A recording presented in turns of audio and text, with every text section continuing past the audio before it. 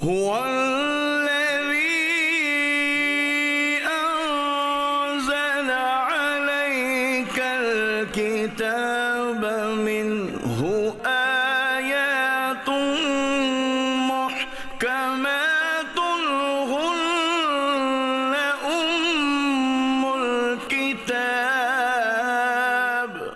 وہی ہے جس نے تم پر یہ کتاب اتاری، اس کی کچھ آیتیں صاف معنی رکھتی ہیں، وہ کتاب کی اصل ہیں۔ الحمدللہ رب العالمین والصلاة والسلام علی سید الانبیاء والمرسلین، اما بعد فاعوذ باللہ من الشیطان الرجیم، بسم اللہ الرحمن الرحیم۔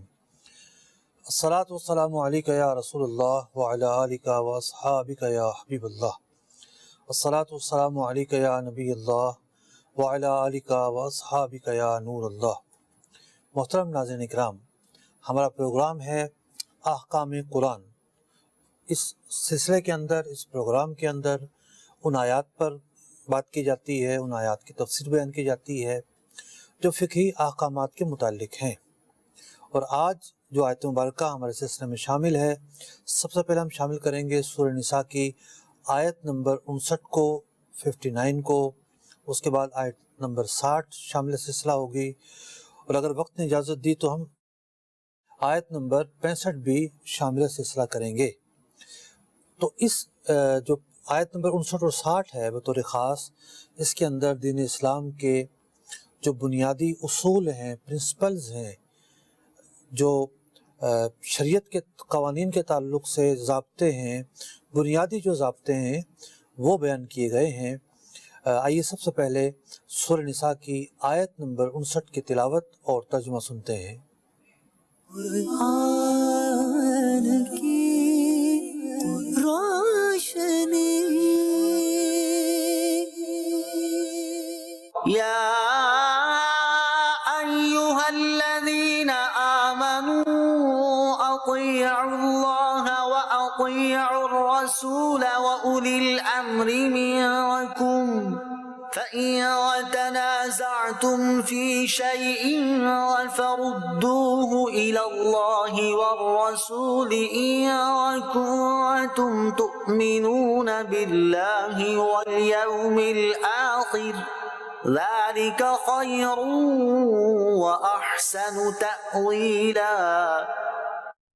اے ایمان والو، حکم مانو اللہ کا اور حکم مانو رسول کا اور ان کا جو تم میں حکومت والے ہیں۔ پھر اگر تم میں کسی بات کا جھگڑا اٹھے تو اسے اللہ اور رسول کے حضور رجوع کرو۔ اگر اللہ اور قیامت پر ایمان رکھتے ہو یہ بہتر ہے اور اس کا انجام سب سے اچھا۔ اس آیت مبارکہ کے ضمن میں کن نکات پر گفتگو ہوگی، آئیے ان کی فہرست ملاحظہ کرتے ہیں۔ قرآن کی روشنی۔ سورہ نساء کی آیت نمبر 59، 60 اور 65 کے تحت بیان ہونے والے اہم نکات۔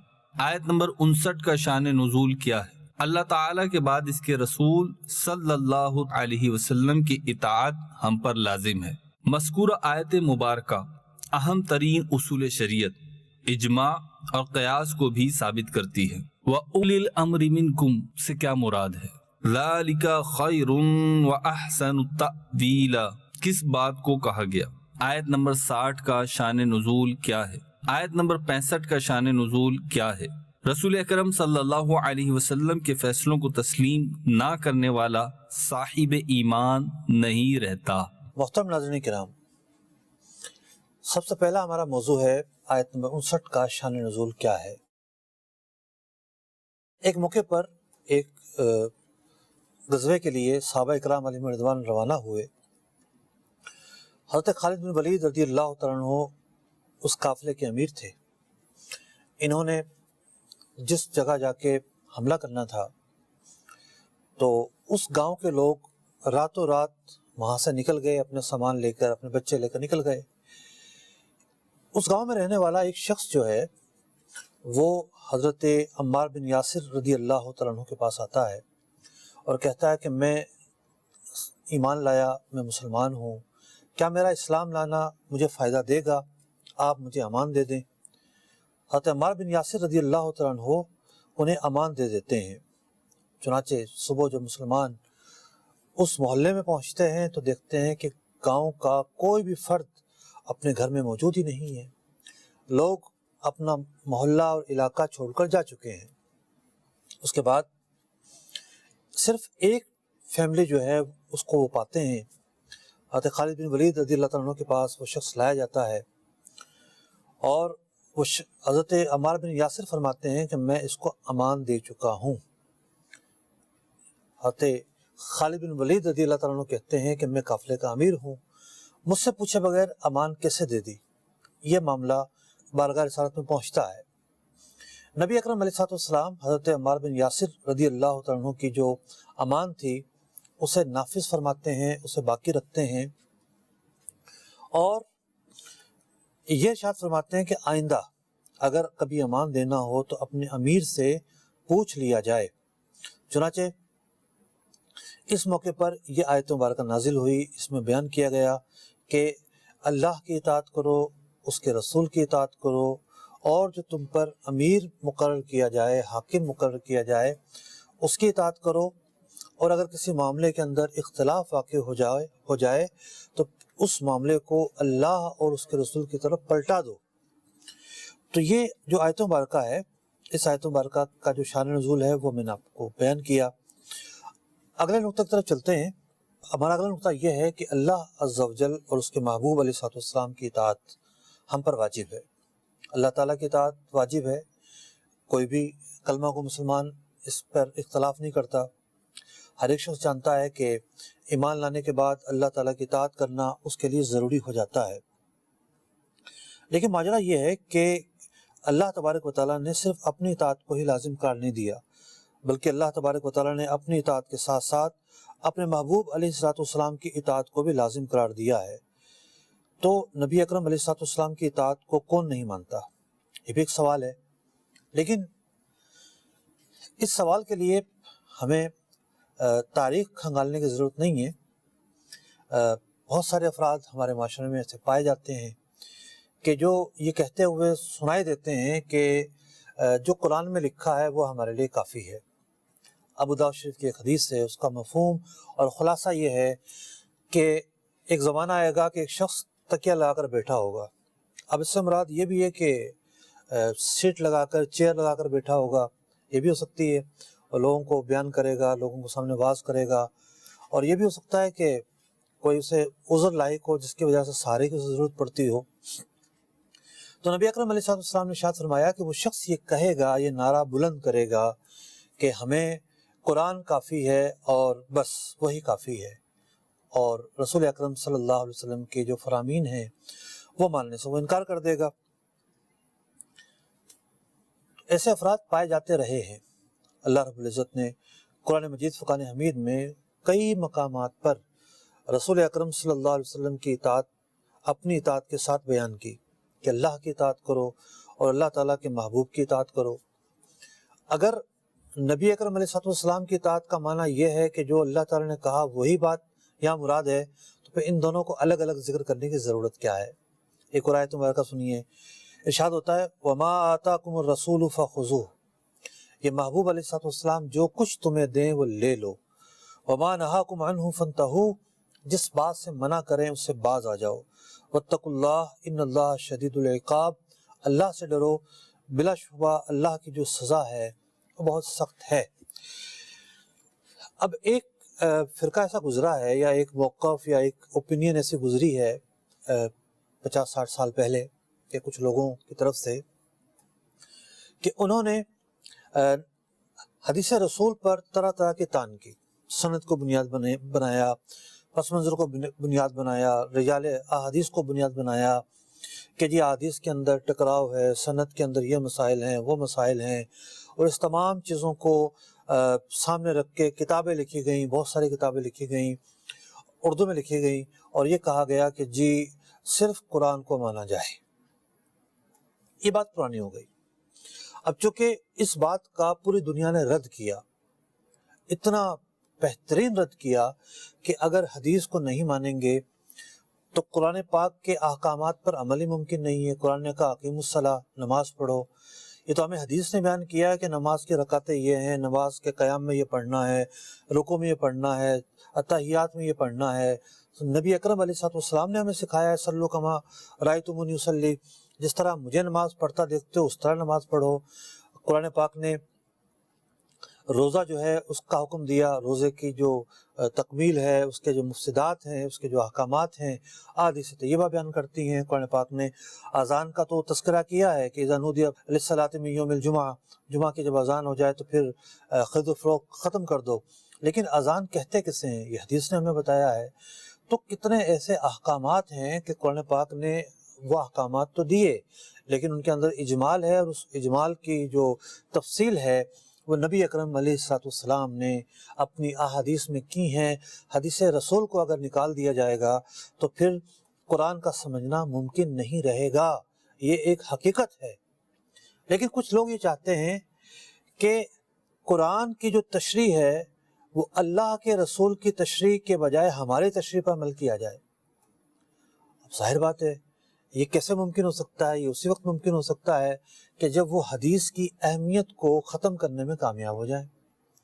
رسول اکرم صلی اللہ علیہ وسلم کے فرامین کی جو اہمیت ہے وہ ایک ہلکا احباب بنا لیں اور لوگوں کو یہ بات سکھانا شروع کر دیں کہ نہیں جی حدیث نہ مانو، حدیث نہ مانو، رسول اکرم صلی اللہ علیہ وسلم کی باتیں نہ مانو، قرآن کا یہ نہیں یہ مانا ہے، یہ نہیں یہ مانا ہے، پھر لوگ ماننا شروع کر دیں گے کہ ہاں بھی قرآن کا تو یہ مانا ہے۔ لیکن انہوں نے پہلے کیا کیا؟ ایک اصول توڑ دیا۔ جو اصول ہے، پہلا اصول ہے اللہ تعالیٰ کے احکامات، دوسرا اصول ہے نبی اکرم علیہ السلام کے فرامین، یہ دین کی بنیاد ہیں۔ تو جب یہ جو اصول ہے یہ باقی نہیں رہے گا تو پھر فتن کا دروازہ کھلے گا، قرآن پاک کی تشریح جو جیسے چاہے گا کرے گا۔ اچھا، یہ تو بات جو میں نے حدیث کے تعلق سے کی کہ اس طریقے سے لوگوں نے حدیث رسول کے تعلق سے بہت ساری باتیں کی۔ اب عصر حاضر میں، ابھی حالیہ دنوں میں کیا ہوتا ہے؟ ایک صاحب کتاب لکھتے ہیں، جب بھی بیان کرتے ہیں، جب بھی خطاب کرتے ہیں تو وہ کہتے ہیں جی دین کی جو بنیادی باتیں ہیں، جو ماخذ ہے وہ ہے قرآن و سنت۔ قرآن و سنت جو ہے وہ حجت ہے، دلیل ہے، اور قرآن و سنت پہ ہم سب نے عمل کرنا ہے۔ جو بھی یہ بات سنے گا وہ کہے گا کہ بڑی اچھی بات کر رہے ہیں جو قرآن و سنت۔ تو بات یہ ہے کہ کسی لفظ کے معنی کیا ہیں اور اس معنی میں کوئی بگاڑ پیدا نہ کر دے۔ علماء امت یہاں بھی پہرا دیتے رہے ہیں، اور علماء امت نے الفاظوں کے معنی کا تحفظ کیا ہے۔ کیوں؟ جیسا کہ خاتم النبیین کا جو معنی کیا ہے، امام غزالی رحمۃ اللہ تعالی نے لکھا کہ اس کا جو معنی علماء کرتے ہیں، اگر یہ معنی کوئی نہ سمجھے، کوئی اور معنی کرے تو کفر کا مرتکب ہوگا، اس لیے جب معنی اس کا کچھ اور کیا جائے گا تو عقیدہ ختم نبوت جو ہے اس پر زد پڑے گی، اور پھر جو ہے عقیدہ ختم نبوت کے خلاف عقائد جو ہیں وہ ثابت کیے جائیں گے۔ تو بعض ہوتا کیا ہے، بات کہاں سے چلتی ہے، کچھ الفاظ ایسے ہوتے ہیں اگر ان الفاظوں کا مسلمہ معنی نہ مانا جائے، ان الفاظوں کا وہ معنی نہ مانا جائے جو امت مسلمہ 1500 سال سے کرتے چلی آ رہی ہے، اگر ایسا نہ ہو تو کیا ہوگا؟ ایک فساد برپا ہوگا۔ تو قرآن و سنت کا لفظ تو بولا جاتا ہے، لیکن کہا یہ جاتا ہے اور کتاب میں یہ لکھا گیا کہ جی سنت سے مراد رسول اکرم صلی اللہ علیہ وسلم کی سنتیں نہیں ہیں۔ تو وہ سنتیں جو حضرت ابراہیم علیہ السلام کے احوال تھے اور ان کی باتیں تھیں اور وہ جو قرآن میں بیان ہوئے، سنت سے مراد تو وہ ہیں۔ سنت سے مراد رسول اکرم صلی اللہ علیہ وسلم کے فرامین نہیں ہے۔ اچھا، ایک مسلمان اس نے ظن رکھے کہ ٹھیک ہے، ایک لفظی اختلاف ہوگا تو قرآن و حدیث جب یہ کہیں گے تو پھر وہ مفہوم پایا جائے گا کہ جو امت مسلمہ بیان کرتی ہے۔ اور جب حدیث رسول کی باری آئی تو انہوں نے لکھا کہ جی جس کا نام حدیث ہے اور جس کا اطلاق نبی اکرم علیہ السلام کے قول پر، آپ کے فعل پر، آپ کے تقاریر پر، تقریر ایک خاص لفظ ہے، یعنی حضور علیہ السلام کے سامنے کوئی کام کیا گیا اور آپ نے اس سے روا رکھا، اس پر ممانعت جاری نہیں کی، تو وہ تقریر رسول ہے۔ تو کہا کہ حدیث رسول کے جو قول، فعل اور تقریر کو شامل ہے، اس سے کوئی حکم ثابت نہیں ہوتا۔ لکھا گیا کہ اس سے جو ہے وہ دین میں کوئی مسئلہ ثابت نہیں ہوتا، اور بطور دین حضور نے یہ اپنے فرامین بیان ہی نہیں کیے کہیں بھی، اور یہ وجہ ہے کہ لکھنے کا حکم نہیں دیا۔ تو دیکھیے کہ بنیادی اصولوں پر چوٹ ڈالنے کا، انہیں توڑنے کا اور ان سے انحراف کرنے کا معاملہ یہ پرانے وقتوں کی بات نہیں ہے، یہ آج کے وقت کی بات بتا رہا ہوں میں۔ تو کس انداز میں جو ہے وہ اپنی من مانی بات کرنے کے لیے، جب احادیث رسول نہیں رہیں گی تو پھر کیا ہوگا کہ جی دین یہ کہتا ہے دین میں بڑی آسانی ہے، دین یہ کہتا ہے دین میں بڑی آسانی ہے، یہ دین کی تعلیمات کا یہ مطلب ہے، یہ مطلب نہیں ہے۔ ارے جناب، جب آپ حدیث رسول کو ہی نہیں مان رہے تو کھل کے بیان کر دو کہ میں حدیث رسول کو نہیں مانتا۔ لوگ تو یہ دیکھتے ہیں کہ بڑے آسان حکم بیان کرتے ہیں، بڑا جناب لوگوں کے مزاج کے مطابق بالکل ایکوریٹ اور درست بیان کر رہے ہیں، لیکن ان کا اصول یہ ہے کہ حدیث رسول حجت نہیں ہے، حدیث رسول پر عمل جائز نہیں ہے، حدیث رسول جو ہے اس سے مسئلہ ثابت نہیں ہوتا۔ یہ بات قرآن کے خلاف ہے۔ اللہ تعالیٰ کیا ارشاد فرماتا ہے، یا ایھا الذین آمنوا اطیعوا اللہ واطیعوا الرسول، اللہ کی اطاعت کرو، اللہ کے رسول کی اطاعت کرو۔ اللہ تعالیٰ کے رسول کی اطاعت کب ہوگی؟ جب آپ کے فرامین کو مانا جائے گا، آپ کے فرامین کو حجت بنایا جائے گا۔ اچھا کمال بات یہ ہے کہ ایسا کہنے والے جب خود دین بیان کر رہے ہوتے ہیں تو حدیث بھی کوڈ کرتے ہیں۔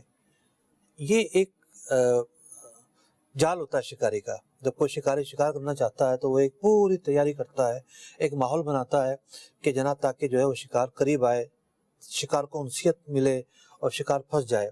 لیکن قرآن پاک کا حکم یہ ہے کہ اللہ تعالیٰ نے ارشاد فرمایا کہ اللہ کے رسول کی بھی اطاعت کرنی ہے، جو آپ کے فرامین ہیں، جو نبی اکرم علیہ السلام دیں گے، جو باتیں ارشاد فرمائیں گے، اس سے جو ہے وہ اس پر عمل کرنا ہے، جس سے ممانعت کریں گے اس سے بچنا ہے۔ اور صحابہ اکرام علیہم رضوان کا یہ موقف تھا، ان کا طرز عمل یہی تھا، ان کا اسلوب یہی تھا۔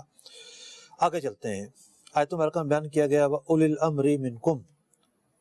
تیسری بات یہ بیان کی گئی کہ جو اولو الامر ہیں ان کی بھی اطاعت کرنی ہے۔ اب اولو الامر سے کون لوگ مراد ہیں؟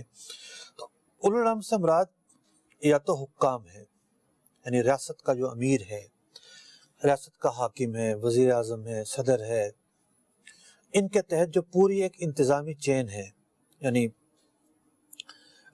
ریاست جو ہے وہ آرمی چیف کو لگاتی ہے، ریاست جو ہے وہ صوبے کے اوپر وزیر اعلیٰ کو لگاتی ہے، ریاست جو ہے ضلع کے اوپر کمشنر کو لگاتی ہے، ڈپٹی کمشنر کو لگاتی ہے، یہ سب کے سب حکام کی چین ہے۔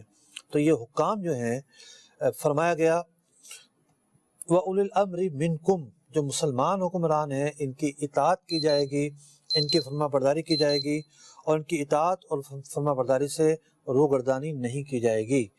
بعض علماء نے کہا کہ اس سے مراد یہ ہے، اگر یہ بات مانی جائے تو یہ بھی ٹھیک ہے کہ جب تک مسلمان حکمران شریعت کے خلاف حکم نہ دیں، جائز باتوں میں ان کی اطاعت کی جائے گی، ان کی فرما برداری کی جائے گی۔ یہی وجہ ہے کہ جو ملکی قوانین ہیں ان کی ہم رعایت کرتے ہیں، ان پر عملداری کرتے ہیں، ان کو درست سمجھتے ہیں۔ شریعت سے کوئی بات ٹکرا رہی ہوتی ہے تو پھر اس کو علماء بیان کرتے ہیں کہ بھی اس قانون کو ختم کیا جائے یا اس قانون کو لازم نہ کر دیا جائے۔ جیسا کہ ہمارے معاشرے کے اندر سود رائج ہے، لیکن لوگ اس بات کے پابند نہیں ہیں کہ ہر شخص پابند ہے کہ وہ سود ادا کرے یا سود وصول کرے، بلکہ ایک متبادل طریقہ موجود ہے، آپ کرنٹ اکاؤنٹ کھلوا لیں، سود کا معاملہ نہیں ہے۔ تو بہت ساری چیزیں ایسی ہوتی ہیں جو ریاست کی طرف سے تھوپی نہیں جاتی، اگرچہ کہ یہ الگ بات ہے کہ ریاست کی یہ ذمہ داری ہے، اور آئین پاکستان میں بات شامل ہے کہ قرآن و سنت کے خلاف کوئی بات جو ہے ہمارے آئین کا حصہ نہیں بنے گی۔ تو ریاست کی ذمہ داری ہے کہ سود کا نظام بالکل ختم ہو جائے اور پورا کا پورا معاشرہ اس سے پاک ہو جائے۔ دوسرا قول یہ بیان کیا گیا کہ اس سے مراد علماء ہے۔ حضرت ابن عباس، حضرت امام حسن بصری، امام مجاہد، امام ضحاک، ان کا یہ قول ہے کہ یہاں اولی الامر سے مراد علماء ہے۔ دونوں ہی باتیں درست ہیں۔ علماء ہیں، اس کی تعبیر کیا ہے، اس کی توجہ کیا ہے کہ علماء شریعت کے حوالے سے لوگوں کو احکامات بیان کرتے ہیں، حلال و حرام بیان کرتے ہیں، دین کے احکامات ان کے سامنے رکھتے ہیں، تو ان کی اطاعت کرنی ہے۔ یہ بات بھی بالکل درست ہے۔ اتنے بڑے بڑے جلیل القدر صحابہ اور تابعین اس بات کو بیان کر رہے ہیں کہ یہاں علماء مراد ہیں۔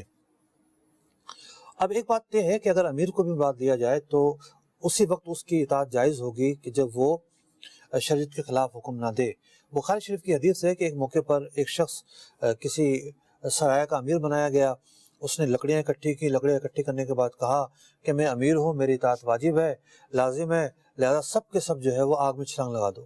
صحابہ کرام اجمعین پیچھے ہٹ گئے، وہاں سے واپس آ گئے، نبی اکرم علیہ السلام کی بارگاہ میں پہنچے، ماجرا بیان کیا کہ ہم نے اس کی اطاعت نہیں کی۔ نبی اکرم علیہ السلام نے ارشاد فرمایا کہ اگر اس کی اطاعت کرتے تو جہنم میں چلے جاتے، یعنی خودکشی ہوتی ہے۔ تو ارشاد فرمایا حضور علیہ السلام نے کہ الطاعۃ فی المعروف، کہ جو اطاعت ہے وہ نیک کاموں میں ہے، جائز کاموں میں ہے، گناہ کے اندر اطاعت نہیں ہے۔ ایک اور حدیث میں فرمایا گیا لا طاعۃ فی معصیۃ انما الطاعۃ فی المعروف، اور ایک اور روایت میں لا طاعۃ فی معصیۃ اللہ انما الطاعۃ فی المعروف، کہ اللہ تعالیٰ کی نافرمانی میں پھر حکام کی اطاعت جو ہے وہ جائز نہیں ہے، یہ جائز باتوں میں اور درست باتوں میں اطاعت کرنی ہوتی ہے۔ آیت مبارکہ کا کے ضمن میں، تفسیر کے ضمن میں ہمارا اگلا نقطہ یہ ہے کہ اس آیت مبارکہ نے پہلے تو سمجھیے کہ جو فقہاء کرام ہیں، امام مالک ہوں، امام اعظم ابو حنیفہ ہوں، امام شافعی ہوں، یا وہ امام احمد بن حنبل ہوں، چاروں کے چارے جو ائمہ ہیں یہ بہت سارے مسائل کے اندر اختلاف کرتے ہیں۔ ان کا اختلاف رحمت ہے، ان کا اختلاف حق پر مبنی ہے، لیکن انہوں نے جو قرآن و سنت سے مسائل اخذ کیے، حلال و حرام کے احکامات بیان کیے، ان احکامات کے نکالنے کا اور بیان کرنے کا جو طریقہ ہے وہ اصول فقہ کی کتابوں میں تفصیل سے بیان ہوتا ہے۔ 4 اصول ایسے ہیں جو دین کے بنیادی اصول کہلاتے ہیں۔ پہلا ہے قرآن، دوسرا سنت، تیسرا اصول ہے اجماع، اور چوتھا اصول ہے قیاس۔ قرآن کسے کہتے ہیں ہم سب کو پتہ ہے، سنت سے کیا مراد ہے، احادیث مبارکہ ہم سب کو پتہ ہے۔ اجماع کسے کہتے ہیں کہ کسی مسئلے پر تمام کے تمام علماء، اہل علم، ائمہ مجتہدین اتفاق کر لیں کہ اس مسئلے کا حکم یہ ہے، کوئی اختلاف نہ ہو ان کا، تو یہ اجماع کہلاتا ہے۔ جیسا کہ حضرت صدیق اکبر رضی اللہ تعالیٰ عنہ کی خلافت، انہیں خلافت ملی اور وہ امیر بنے، ان کی خلافت پر تمام کے تمام صحابہ متفق ہوئے۔ یہ جو معاملہ تھا نبی اکرم علیہ السلام سے براہ راست مروی نہیں تھا، انہوں نے خود وہ بیٹھے کسے امیر مقرر کیا جائے، ایک اتفاق کیا، ان کا یہ اتفاق کرنا یہ اجماع امت سے ثابت ہے۔ تو یہ اجماع ہوتا ہے تو بہت سارے مسائل دینیہ، مسائل شرع وہ ہوتے ہیں جو قرآن و حدیث میں تو مروی نہیں ہیں، قرآن و حدیث میں تو ان کا تذکرہ نہیں آیا، لیکن امت مسلمہ کے جو علماء ہیں وہ یکجا ہوتے ہیں، اتفاق کرتے ہیں، عالم کے علماء، اور اس میں کوئی نزاع نہیں ہوتا، کوئی دوسری رائے نہیں ہوتی۔ اس کیٹیگری کے مسائل کو اجماع کہتے ہیں، اور یہ اجتہادی مسائل کے اندر اعلیٰ ترین کیٹیگری ہے۔ پھر اس کی بڑی تفصیل بھی ہے، کس خطے، کس اقلیم اور کس ایریا کے علماء اگر متفق ہوں تو اجماع کہلائے گا لفظاً، اور کس کو اجماع نہیں کہیں گے۔ چوتھا جو اصول ہے وہ بڑا ہی اہم اصول ہے، ایک بات قرآن میں نہیں ہے، حدیث میں نہیں ہے صراحت کے ساتھ، اور وہ اجماع سے بھی ثابت نہیں ہے۔ اب کیا کیا جائے؟ نبی اکرم علیہ السلام نے اپنے ایک صحابی رضی اللہ تعالیٰ عنہ حضرت معاذ بن جبل کو یمن کی طرف بھیجا اور کہا کہ کیسے فیصلے کرو گے؟ کیف تقضی؟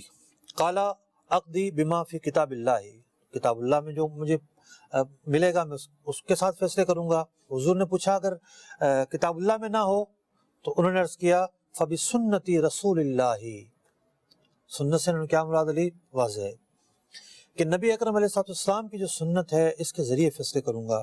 قال، حضور نے فرمایا فَإِن لَّمْ يَكُنْ فِي سُنَّةِ رسول اللہ، اگر سنت سے بھی کوئی بات نہ پاؤ تو انہوں نے عرض کی یا رسول اللہ صلی اللہ علیہ وسلم اجتہد رائی، کہ پھر میں اپنی رائے سے کام لوں گا۔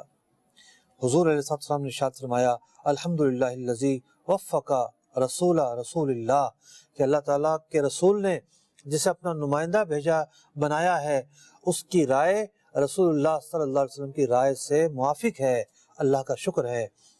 تو کوئی بات قرآن میں نہیں ہے، حدیث میں نہیں ہے، تو اب قرآن و حدیث کے ذریعے اسے قیاس کرنا ہے۔ اس کی ایک مثال میں عرض کرتا ہوں۔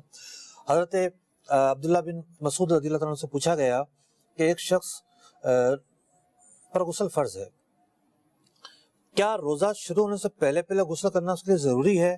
آپ نے کہا، قرآن پاک نے ارشاد فرمایا کہ جب تک روزے کا وقت باقی ہے، کھایا پیا جا سکتا ہے، تو جب اس تک اس کا وقت کھایا باقی ہے، سحری کرنے کی اجازت دی گئی۔ یہ نہیں کہا گیا کہ جی غسل فرض ہو تو غسل کر لیا جائے، اس کے بعد روزہ شروع ہو جائے گا۔ تو فرمایا اس آیت کا ایک نتیجہ یہ کہتا ہے اور ایک نقطہ یہ کہتا ہے کہ روزے کی حالت میں غسل کیا جا سکتا ہے اور تاخیر کی جا سکتی ہے۔ تو قیاس سے آپ نے ایک مسئلہ جو ہے وہ بیان کیا۔ اب بات یہ ہو رہی ہے کہ قیاس کا تعلق اس آیت مبارکہ سے کیسے ہے۔ دیکھیے جو اگلا حصہ ہے، اگلے حصے میں کیا کہا گیا، فَإِن تَنَازَعْتُمْ فِي شَيْءٍ، اگر کسی چیز کے بارے میں اختلاف واقع ہو، فَرُدُّوهُ، اس چیز کو پلٹاؤ، إِلَى اللَّهِ وَالرَّسُولِ، اللہ اور اس کے رسول کی طرف۔ اللہ اور اس کے رسول کے جو احکامات ہیں اسے نظیر بناؤ۔ ہزاروں ایسے مسائل ہیں جو علماء نے بیان کیے، وہ قرآن و حدیث میں صراحت کے ساتھ نہیں تھے، علماء نے اپنے اجتہاد سے قرآن و حدیث سے اخذ کر کے اصولوں کے ذریعے بیان کیا کہ قرآن و حدیث کے نکالے ہوئے اصولوں کی روشنی میں اس بات کا یہ حکم ہے، اس بات کا یہ حکم ہے۔ دیکھیے انجیکشن پہلے ہوتا تھا؟ نہیں ہوتا تھا۔ اب انجیکشن سے روزہ ٹوٹ جائے تو کیا حکم ہے؟ قیاس کے ذریعے مسئلہ ثابت، یعنی ان تعلیمات کے ذریعے مسئلہ ثابت ہے کہ جو مجتہدین نے بیان کی۔ اسی طریقے سے اور سینکڑوں ہزاروں مسائل وہ ہیں، بلکہ آج کے دور کے علماء کے سامنے سب سے بڑا مسئلہ یہ ہے کثرت نوازل ہیں، یعنی کوئی بھی ایکٹیویٹی ہوتی ہے تو مسائل بڑھ جاتے ہیں، یہ مسئلہ حلال ہے یا حرام ہے۔ اب علماء جس چیز پر بنیاد رکھتے ہیں وہ اس میں سے ایک چیز قیاس ہوتی ہے، تو قیاس کا یہاں ثبوت ہے۔ تو گویا کہ یہ آیت مبارکہ انتہائی جامع ہیں، اور اس آیت مبارکہ کے اندر بیان کیا گیا کہ قرآن پہلی جو ہے وہ پہلا اصول ہے، قرآن پہلا اصول ہے، حدیث دوسرا اصول ہے، اجماع امت تیسرا اصول ہے، اور جو قیاس ہے وہ چوتھا اصول ہے۔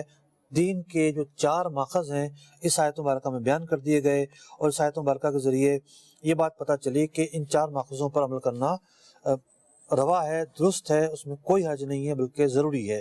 آگے فرمایا گیا احسن تاویلا سے کیا مراد ہے کہ تاویل کہتے ہیں انجام کو، کہ جس نے اس راستے کو لیا، ان باتوں پر عمل کیا، اس طریقے کو اختیار کیا، وہی جو ہے وہ انجام کو پہنچا، بہتر انجام کو پہنچا، کامیابی کو پہنچا، فلاح کو پہنچا، اور جس نے راستہ چھوڑ دیا وہ نقصان میں گیا، گھاٹے میں گیا۔ محترم ناظرین کرام، سورہ نساء کی آیت نمبر 59 کے تحت آپ نے نکات سماعت کیے۔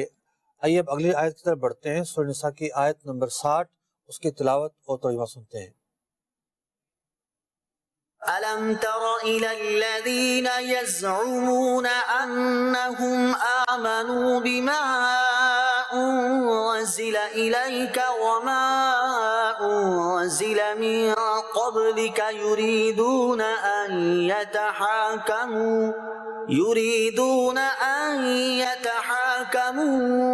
إِلَى الطَّاغُوتِ وَقَدْ أُمِرُوا أَن يَكْفُرُوا بِهِ وَيُرِيدُ الشَّيْطَانُ أَن يُضِلَّهُمْ ضَلَالًا بَعِيدًا۔ کیا تم نے انہیں نہ دیکھا جن کا دعویٰ ہے کہ وہ ایمان لائے اس پر جو تمہاری طرف اترا اور اس پر جو تم سے پہلے اترا، پھر چاہتے ہیں کہ شیطان کو اپنا پنچ بنائیں، اور ان کو تو حکم یہ تھا کہ اسے اصلاً نہ مانے، اور ابلیس یہ چاہتا ہے کہ انہیں دور بہکا دے۔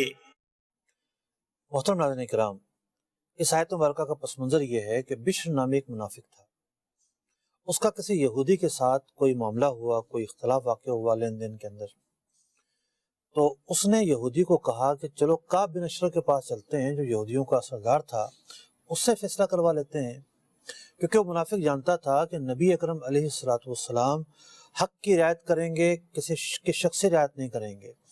یہودی یہ جانتا تھا کہ کعب بن اشرف ایک رشوت خور شخص ہے، وہ رشوت لے کے کسی بھی طرف فیصلہ کر سکتا ہے، تو اس نے کعب بن اشرف کی طرف جانے سے منع کیا۔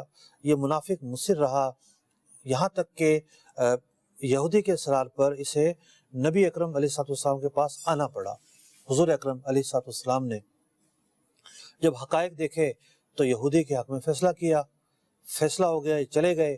پھر اس شخص کو ناگوار گزرا اور پھر اسے تیار کیا کعب بن اشرف سے جانے کے لیے، وہاں تو نہیں گئے، حضرت عمر فاروق رضی اللہ تعالیٰ عنہ کے پاس آ گئے اور آ کر کہا کہ جی ہم حضور علیہ السلام کے پاس گئے تھے، وہاں یوں فیصلہ ہوا ہے، اب ہم آپ کے پاس آئے ہیں، آپ ہمارے معاملے کا کوئی فیصلہ کریں۔ حضرت سیدنا عمر فاروق رضی اللہ تعالیٰ عنہ نے کہا اچھا میرے پاس فیصلے کے لیے آئے ہو. گھر گئے, تلوار لے کر آئے اور تلوار لینے کے بعد اس منافق کی گردن سر سے جدا کر دی. کہا کہ یہ عمر فاروق کا فیصلہ ہے, یہ عمر کا فیصلہ ہے اور یہ فیصلہ فاروقی ہے. اللہ اکبر. کیوں کیا ایسا؟ کیونکہ نبی اکرم علیہ السلام کا فیصلہ ماننے سے اس نے انکار کر دیا. اس موقع پر یہ آیت مبارکہ نازل ہوئی. اللہ تبارک و تعالیٰ نے ارشاد فرمایا کچھ لوگ وہ ہیں جو ایمان کا دعویٰ کرتے ہیں کہ ہم تو آپ پر مکمل طریقے سے ایمان لائے ہیں, یریدون ان یتحاکموا الی الطاغوت, اور یہ چاہتے ہیں کہ طاغوت سے فیصلہ لیا جائے, ایک برے شخص سے فیصلہ لیا جائے. وقد امروا ان یکفروا بہ, حالانکہ انہیں تو حکم تھا کہ اسے نہ مانیں. ویرید الشیطان ان یضلهم ضلالا بعیدا, تو شیطان جو ہے انہیں گمراہ کرنا چاہتا ہے. قرآن پاک نے حضرت سیدنا عمر فاروق رضی اللہ عنہ کے اس فعل پر کوئی کلام نہ کیا, اس فعل کو روا رکھا گیا. حضرت عمر فاروق رضی اللہ عنہ نے اپنی تلوار سے فیصلہ کر دیا کہ حضور اکرم علیہ السلام کی بات نہ ماننا اس کا کیا انجام ہوتا ہے. بات یہ ہے کہ بہت ساری حدیثیں ہیں, بہت ساری روایتیں ہیں. ائمہ مجتہدین کسی ایک روایت کو لیتے ہیں, دوسرے کو نہیں لیتے. ایک ذہن میں بات آ سکتی ہے کہ اس طرح بھی نبی اکرم علیہ السلام کے بعض فرامین کو نہ ماننا لازم آ رہا ہے. دیکھیے بات یہ ہے, ایک ہے نبی اکرم علیہ السلام کسی کو براہ راست حکم دیں, اس پر ماننا ضروری ہے, فرض ہے, انکار نہیں کر سکتا. اور ایک یہ ہے کہ ہم تک جو پیغام پہنچا ہے وہ راویوں کے توسط سے پہنچا ہے. تو ائمہ مجتہدین اگر کسی روایت کو لے نہیں رہے ہوتے تو وہ اس حدیث کی روایت پر کلام کر رہے ہوتے ہیں کہ بھئی یہ جو روایت لانے والا ہے یہ اس درجے کا ہے, اس درجے کا ہے, اس درجے کا ہے. لہٰذا یہ جو فرمان ہے روایت کے اعتبار سے, سند کے اعتبار سے, یہ جو کہتے ہیں حدیث ضعیف ہے, حدیث فلاں ہے, یہ فرامین مصطفیٰ کو ضعیف نہیں کہا جا رہا ہوتا معاذ اللہ. اس سے مراد ہوتا ہے کہ جو اس روایت کی سند ہے, جو افراد ہیں, جو چین ہے افراد کی, وہاں محدثین کو کلام ہے. تو نبی اکرم علیہ السلام جب براہ راست حکم دے رہے ہیں تو کوئی سند نہیں ہے اور تو کوئی خفا نہیں ہے, کوئی پوشیدگی نہیں ہے. تو ایسے موقع پر حکم پر عمل کرنا ضروری ہے, کیوں نہ ضروری ہو. اس لیے تو شاعر نے کہا ہے کہ محمد سے وفا تو نے تو ہم تیرے ہیں, یہ جہاں چیز ہے کیا لوح و قلم تیرے ہیں. نبی اکرم علیہ السلام کا در ہی خدا کا در ہے, یہاں سے کوئی مفر اور مکر ممکن نہیں ہے. سورہ نساء کی آیت نمبر 65 وہ بھی نبی اکرم علیہ السلام کے ایک فیصلے پر مشتمل ہے, یعنی ایک فیصلے کے تعلق سے اور پس منظر کے حوالے سے مشتمل ہے. آئیے سورہ نساء کی آیت نمبر 65 کی تلاوت اور ترجمہ سنتے ہیں. فلا وربك لا يؤمنون حتى يحكموك فيما شجر بينهم ثم لا يجدوا في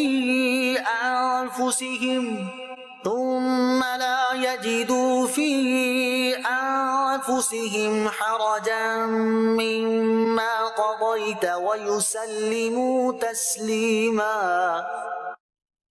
تو اے محبوب تمہارے رب کی قسم وہ مسلمان نہ ہوں گے جب تک اپنے آپس کے جھگڑے میں تمہیں حاکم نہ بنائیں, پھر جو کچھ تم حکم فرما دو اپنے دلوں میں اس سے رکاوٹ نہ پائیں اور جی سے مان لیں. سورہ نساء کی آیت نمبر 65 کا شان نزول کیا ہے؟ ایک موقع پر دو صحابہ اکرام کے درمیان کچھ اختلاف واقع ہوا. حضرت زبیر رضی اللہ عنہ اور ایک انصاری تھے, ان کی زمین ساتھ ساتھ تھی. پہلے کسے پانی دیا جائے گا, پہلے پانی سے کس کی زمین کو سیراب کیا جائے گا, اس بارے میں اختلاف واقع ہوا. دونوں بارگاہ رسالت میں پہنچے اور وہاں پہنچنے کے بعد نبی اکرم علیہ السلام نے حضرت زبیر رضی اللہ عنہ کے حق میں فیصلہ کیا. تو انصاری کہنے لگے کہ یہ آپ کے پھوپھی زاد ہیں, کہیں اس وجہ سے تو آپ نے فیصلہ نہیں کیا. اس پر یہ آیت مبارکہ نازل ہوئی. ارشاد فرمایا گیا فلا وربک لا یؤمنون حتی یحکموک فیما شجر بینہم. پہلی بات تو یہاں یہ بیان کی گئی کہ مسلمانوں کا ایمان اس وقت تک مکمل نہیں ہوگا جب تک نبی اکرم علیہ السلام کو, آپ کی تعلیمات کو, آپ کی حدیث نبویہ کو اس بنیاد نہ ملا لیں اپنے فیصلے کرنے کی. اور چونکہ آیت مبارکہ جب نازل ہوئی وہ اس واقعے کے تعلق سے نازل ہوئی، تو اب معنی یہ بنے گا کہ ایمان، وہ شخص صاحب ایمان نہیں ہو سکتا جو حضور علیہ السلام کے فیصلے کو جو ہے وہ تسلیم نہ کرے، اور آپس کے باہمی معاملات کے اندر جب معاملہ حضور علیہ السلام پر پیش ہو اور وہ فیصلہ نہ مانے تو وہ صاحب ایمان نہیں رہتا۔ ثم لا یجدوا فی انفسہم حرجا مما قضیت ویسلموا تسلیما، اور اس بات کی کوئی گنجائش نہیں ہے کہ حضور علیہ السلام جو فیصلہ کریں اس فیصلے کے مقابل میں کوئی شخص جو ہے وہ حرج محسوس کرے یا رکاوٹ محسوس کرے۔ تو جن انصاری صحابی رضی اللہ عنہ نے یہ بات کہی تھی، انہیں اسلام قبول کرنے کا نہیں کہا گیا، انہیں کلمہ پڑھنے کا نہیں کہا گیا، اس لیے کہ اس وقت اسلام جو ہے وہ اس کی تعلیمات نازل ہو رہی تھی۔ اور اس کے بعد اگر کوئی شخص اس آیت کے نازل ہونے کے بعد اب یہ حکم ہے کہ کسی شخص کو یہ مجال نہیں کہ یہ کہے کہ یہ فیصلہ حضور کا ہے، اچھا اگر حضور کا ہے تو میں نہیں مانتا، ایسا شخص دین اسلام سے خارج ہو جائے گا۔ میں عرض کر چکا پہلے بھی کہ اتنی تو گنجائش ہوتی ہے کہ روایت کے اعتبار سے، سند کے اعتبار سے بندہ اس روایت پر کلام کرے کہ بھئی اس کی سند اس درجے کی ہے، اس پر عمل نہیں ہوگا، لیکن اگر یہ تسلیم کر کے کہ ٹھیک ہے حضور نے فرمایا ہے لیکن میں نہیں مانتا، اگر کوئی یہ کہے گا تو دائرہ اسلام سے خارج ہو جائے گا، وہ مسلمان نہیں رہے گا۔ یہاں سے بھی پتہ چلا کہ ابتدائی اسلام کے بہت احکامات بہت سارے ایسے ہیں جن میں رعایتیں دی گئیں، سخت احکامات نہیں بیان کیے گئے۔ بہت سارے حدیثوں میں آتا ہے کہ ایک شخص جو ہے وہ مسجد میں بیٹھ کے پیشاب کر رہا تھا، صحابہ کرام غصے میں آ گئے، یہ کیا ہو رہا ہے؟ حضور نے فرمایا کرنے دو۔ جب فارغ ہو گیا، درمیان میں نہیں اٹھایا گیا، فارغ ہو گیا، پھر اسے حضور علیہ السلام نے سمجھایا کہ یہ مسجد ہے، عبادت کا گھر ہے، مفہوم عرض کر رہا ہوں، اور یہاں پیشاب نہیں کرتے۔ اب کوئی شخص یہ کہے کہ دیکھو حدیث میں کہا گیا ہے کہ جی حدیث میں موجود ایک شخص نے مسجد میں بیٹھ کے پیشاب کیا لہذا میں نے کر لیا، تو کیا اس میں ہوا؟ تو یہ ابتدائی اسلام کی باتیں تھیں۔ اسی طریقے سے حضور اکرم علیہ السلام کو بہت ساری باتوں کی وجہ سے ایذا پہنچی۔ ابتدائی اسلام کے اندر سخت احکامات نہیں تھے، لیکن اس کے بعد اللہ تعالیٰ نے واضح طور پر فرما دیا کہ جو اللہ اور اس کے رسول کو ایذا پہنچائے وہ اس کا اسلام سے کوئی تعلق نہیں ہے۔ تو اس آیت مبارکہ سے یہ پتہ چلا کہ حضور اکرم علیہ السلام کو جو فیصلے ہیں وہ واجب العمل ہیں۔ دوسرا یہ پتہ چلا کہ حضور علیہ السلام کے فیصلوں پر زبان درازی یا اعتراض کرنا کفر و ارتداد ہے۔ اور تیسری بات یہ پتہ چلی کہ اگر کوئی شخص زبانی طور پر تو فیصلہ قبول کر لے، دل سے حضور کا فیصلہ قبول نہ کرے، وہ بھی مسلمان نہیں رہے گا۔ اس آیت مبارکہ میں جو کچھ مضامین بیان ہوئے آپ نے دیکھا کہ وہ نبی اکرم علیہ السلام کے فرامین کی جو اہمیت ہے، آپ کے فیصلوں کی جو اہمیت ہے، آپ کی جو احادیث کی اہمیت ہے وہ اس کو بیان کر رہی ہے۔ آیت نمبر 59، 60 اور 65 مجموعی طور پر اس کا ربط یوں ہے کہ آیت نمبر 59 میں اللہ اور اس کے رسول کی اطاعت کا حکم دیا گیا، آیت نمبر 60 بھی نبی اکرم علیہ السلام کی اطاعت کے تعلق سے مضامین پر مشتمل ہے، اور آیت نمبر 65 بھی حضور علیہ السلام کی اطاعت اور آپ کے فیصلوں کے احترام اور آپ کے فرامین کو حجت ماننے کے تعلق سے مضامین پر مشتمل ہے۔ اللہ تبارک و تعالی نبی اکرم علیہ السلام کی محبت ہمارے دلوں میں قائم و دائم رکھے، ہمیں ہر قسم کے فتنوں سے محفوظ فرمائے، حضور اکرم علیہ السلام کی تعلیمات پر عمل کرتے ہوئے ہمارا خاتمہ ہو، ہمارا خاتمہ بالخیر ہو، آمین بجاہ النبی الامین صلی اللہ تعالی علیہ وسلم۔ فہم قرآن کا مجھ کو میرے مولا عطا کر دے، پڑھوں سمجھوں عمل کا بھی مجھے یا رب تو جذبہ دے۔